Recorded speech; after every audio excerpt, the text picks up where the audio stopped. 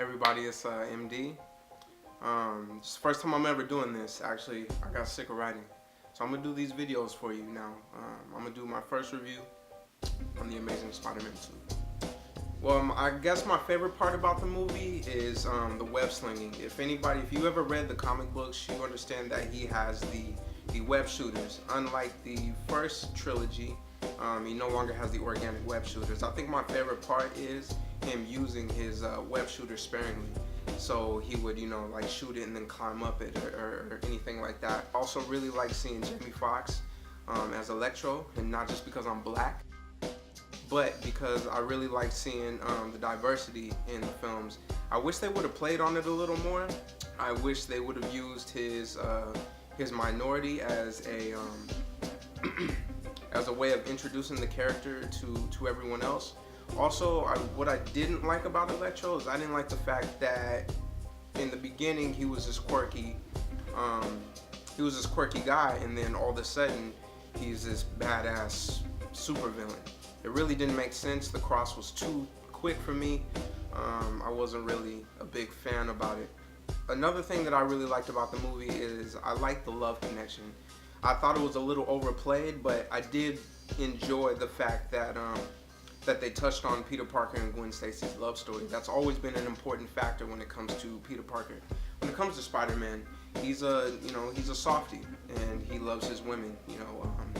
I also love that they really stick really close to the comic books, and some of you guys will know what that means. What I didn't like about the movie is that it was too jam-packed. It didn't really seem like they had many places to go, but they tried to go everywhere all at once.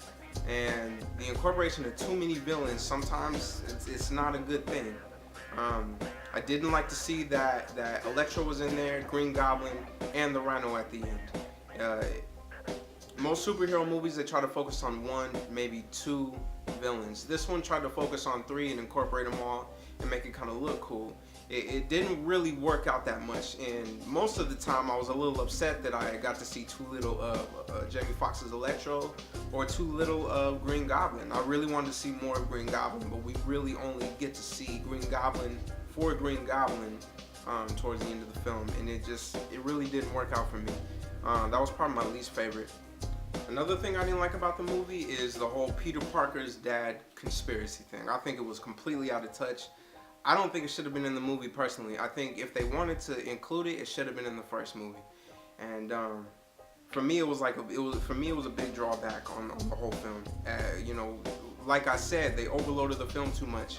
One minute they're talking about Electro, the next minute they're talking about Peter Parker and Harry Osborn, the next minute they're talking about Gwen Stacy and Peter Parker's love life, and then the next minute they're talking about Peter Parker's dad, and it's like, who gives a damn?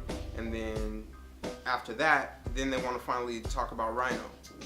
It was too much all in one movie, and I think it felt like they were just throwing a bunch of images back and forth. It just didn't fit to me. So my rating for this movie, I give it a definite 7 out of 10. I give it a 7 out of 10 because it was a very standard, average movie to me. I think it got the job done as far as a typical Spider-Man movie goes. I'm one of those people, I think it's too soon for a new Spider-Man trilogy, but that's just me.